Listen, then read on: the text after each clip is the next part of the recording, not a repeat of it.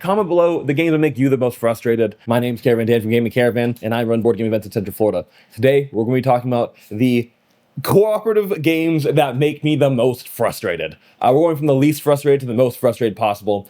This is at no fault the issue of the game.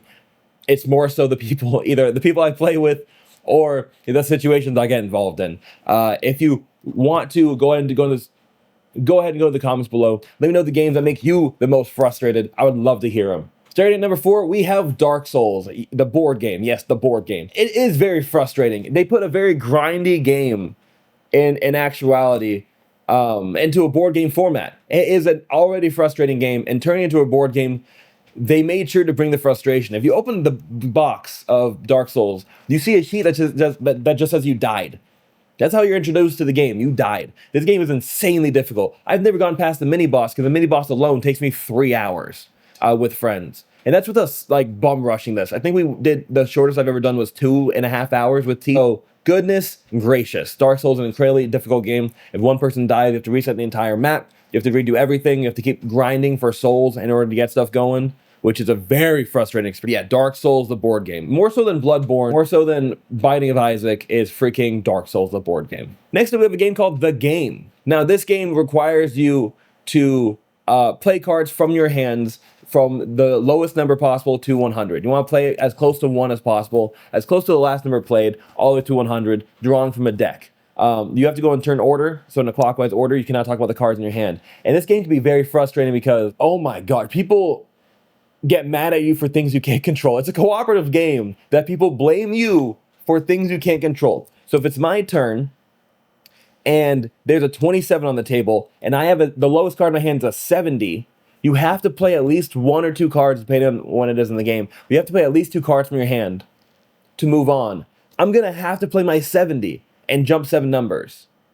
That's not my fault. Like, that is nowhere in my control. It's not a skill issue. It is not a misunderstanding of the rules.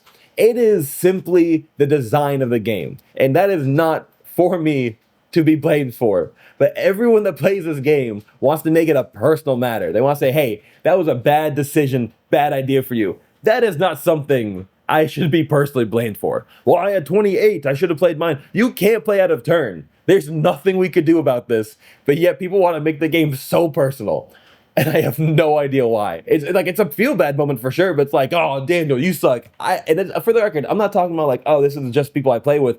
This is the fact that I don't know why everyone that plays this game I know gets mad at the person who jumps all the numbers. If that's the lowest number we have, that's what we have to do. That's just, we're literally playing with the cards we have dealt. It's like life. We're working with the hand that we're dealt. And I don't know what you want me to do about this, okay? So, number 3 is The Game. Number 2 is Hard to Get. I love Hard to Get. It's a cooperative game like Codenames, except everyone's working on the same side.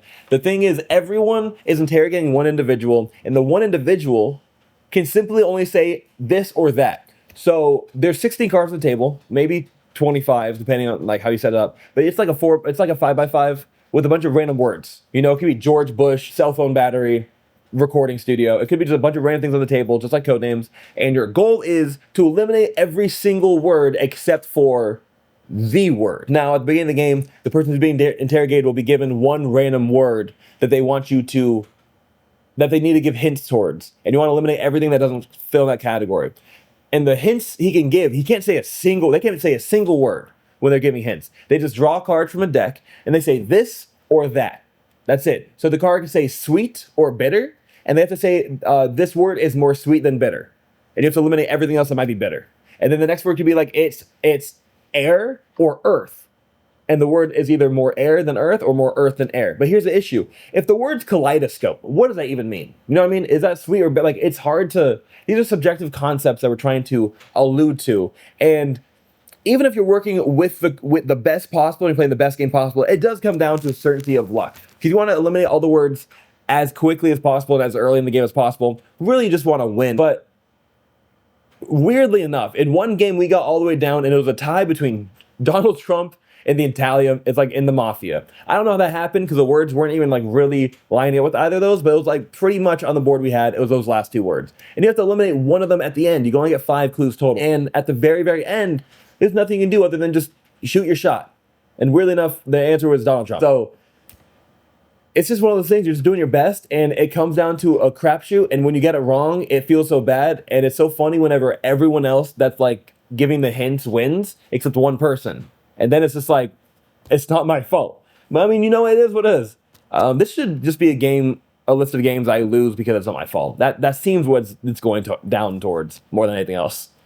Then number one, the game I probably get the most frustrated with is Sail by Allplay. A very simple small box game. It's a trick-taking two-player cooperative game, but the issue is you and the person you're playing with have to be like in full understand. You both have to perfectly know how to play the game.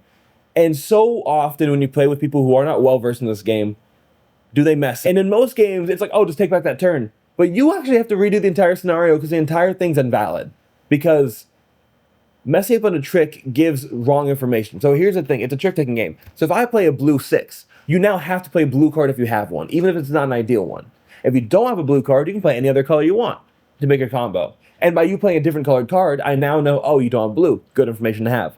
But let's say the other person plays a convenient yellow instead of the blue card that they have in their hand. In my head, I'm saying, oh, they don't have blue anymore. And the next turn, I do another blue card to try to get a good combo, and they play the blue. I'm like, what just happened? Like, oh, I didn't know. And it's a lot of like minor things you have to track and keep track of. It's not difficult by any means, but it's a game where it's very frustrating because if you're like 40 minutes in a scenario, you're feeling good, you're about to win, it turns out someone was cheating the whole time.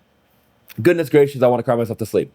Like, that is a bad feeling. And I keep on teaching people this game. I have not played with someone who actually knows how to play. I'm the only person that other people know how to play. Like, if people want to play the game, they come to me. But I have not played that game more than like 4 times. And it's always with new people. I would love to get through the whole scenario of the game. And I want to get the legacy game, but it's like $80. Goodness gracious, Allplay. I'm not saying it's not worth it. I'm just saying, holy crap, that's a lot of money. For a game that originally, like for a sequel game to a game that cost $20 that I got for $5. But yeah. I hope you enjoyed this video. Again, comment below the games that make you the most frustrated. Thanks for watching. Subscribe if you want to see more videos like this. Comment or, I don't know, like the video if you like the video. And do the little bell ding thing that everyone tells you to do if you want to see my videos at midnight when they premiere. All my videos premiere at midnight. I do a video a day, and I hope you enjoy them. But I hope to see you at a table soon. Peace, have a great day, God bless, and I hope to see you at a table soon.